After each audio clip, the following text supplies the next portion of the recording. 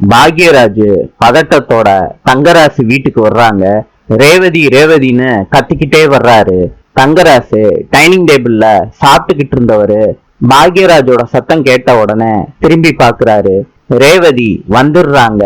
அண்ணனோட சத்தம் கேட்ட உடனே கிச்சன்ல இருந்து பாக்யராஜ் என்ன நடந்துச்சு உண்மைய சொல்லுன்னு ரேவதி கிட்ட கேக்குறாங்க. ரேவதி நடந்தத பாக்யராஜ் கிட்ட சொல்றாங்க.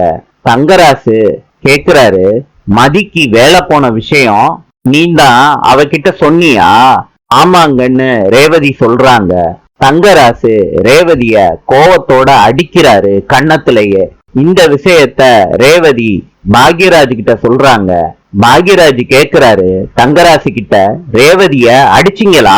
தங்கராசு சொல்றாரு, ஆமா அடிச்சேன், அவ ஏன் பொண்டாட்டி.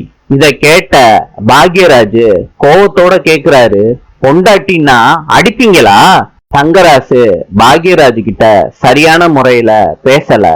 அதனால ரேவதி கிட்ட பாக்யராஜ் சொல்றாரு, நீ வா ரேவதி, நம்ம வீட்டுக்கு போகலாம். ரேவதி அழுதுகிட்டே பாக்யராஜ் கூட வீட்டுக்கு வர்றாங்க. தங்கராசு ரேவதிய வீட்டுக்கு கூட்டிட்டு போக ரேவதி வீட்டுக்கு வர்றாங்க.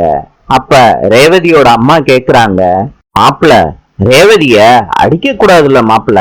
தங்கராசு சொல்றாரு, தப்புதான், ரேவதிய வீட்டுக்கு கூட்டிட்டு போகணும்னு நினைக்கிறேன் மாமா. ரேவதி வந்து நிக்கிறாங்க. அப்ப பாக்யராஜ் சொல்றாரு, இந்த பேச்சுக்கே இடம் இல்ல, ரேவதி உங்க வீட்டுக்கு வரமாட்டா. ரேவதி நீ உள்ள போ அப்படின்னு பாக்யராஜ் சொல்றாரு. ரேவதி ரூமுக்குள்ள போயிடுறாங்க. தங்கராசு வருத்தத்தோட கையெடுத்து கும்பிட்டுட்டு அந்த வீட்டை விட்டு போயிடுறாரு. நாளை சந்திப்போம்.